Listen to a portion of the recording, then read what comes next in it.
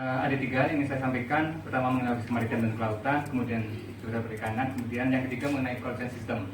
Yang ketiga saya ingin sampaikan karena ini merupakan salah satu hal yang bisa kita kembangkan, itu untuk mengefisienkan logistik nasional, terutama pangan. Ya, kita bicara mengenai sifat barang yang perishable dan sebagainya, mengenai pangan, ketahanan pangan, keselamatan pangan dan seterusnya. Cold chain system ini merupakan sesuatu yang cukup penting. Bapak Ibu sekalian, ini hal yang tentu sudah kita ketahui bersama, bahwa ternyata posisi strategis Indonesia ya secara geoekonomi sangat strategis. Nah, ada dua yang saya highlight tentu mengenai angka. Yang pertama bahwa 45% dari seluruh komoditas dan produk yang diperdagangkan di dunia itu ternyata lewat alki. Nilainya berapa? Sampai 1.500 US dollar triliun per tahun. Ini merupakan angka yang sangat besar, tapi sangat disayangkan karena ini hanya lewat. Pertanyaannya buat kita, bagaimana kita bisa memanfaatkan ini, termasuk untuk meningkatkan daya saing produk atau komoditas kita. Kalau kita bicara mengenai ekonomi maritim dan kelautan, maka ternyata ada sekian belas ya sub bidang di dalam bidang ekonomi maritim dan kelautan ini. Jadi mengenai perikanan, industri pengolahan hasil perikanan, bioteknologi ya dan seterusnya. Jadi ternyata sekian banyak potensi yang ada pada masing-masing sub bidang yang kita mungkin tidak terlalu concern. Ya, angkanya berapa yang bisa kita peroleh dari sini? Ternyata potensi ekonominya itu sampai 1,2 triliun US dollar. Ya, kalau dirupiahkan ini sekitar 15.000 triliun.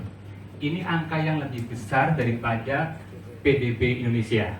Ya, GDP Indonesia ini lebih besar. Ini mungkin sekitar 10 kali dari APBN Indonesia. Ya, ini ada di satu bidang. Ya, pertanyaannya, ini adalah potensi ekonomi yang bisa menyerap sampai 40 juta orang. Ini mungkin sekitar sepertiga dari tenaga kerja produktif Indonesia ya di satu bidang ini. Nah, kalau kita bicara mengenai bagaimana kemudian potensi itu bisa dikembangkan, maka ada berbagai faktor penentu.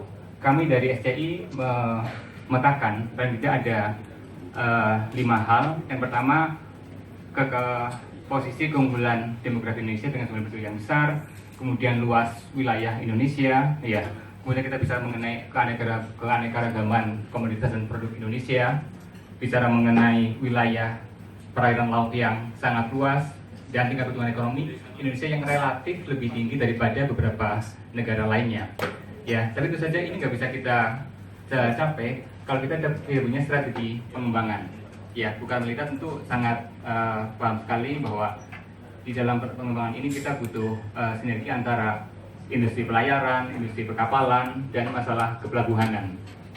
Ya, dan semuanya jadi masalah di Indonesia bahwa kita ternyata tidak punya master plan, ya, yang menjadi acuan buat para pemangku kepentingan, buat para stakeholder. Ya, Bapak Ibu, tentu kita bersama tahu tentang konsep tol misalnya. Tetapi ternyata tol itu kalau kita analisis, itu kita tidak punya master plan-nya. 6 trayek di tahun 2016 misalnya, dan sekian trayek di tahun 2017 yang akan direncanakan, itu kita lihat tidak didasarkan atau tidak kita siapkan dulu master plan-nya. Sehingga akan jadi hal yang sulit, baik para stakeholder, baik kementerian, lembaga, Bapak Ibu pelaku, ya, maupun para pengguna jasa logistik.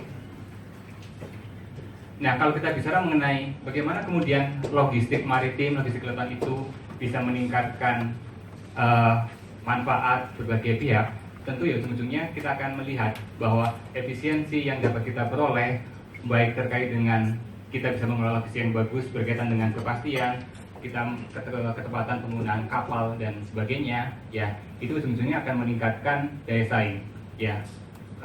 Harga pokok produksi turun, ya ujung-ujungnya kita akan mendapatkan penurunan harga pokok penjualan, ya daya saing produk akan meningkat.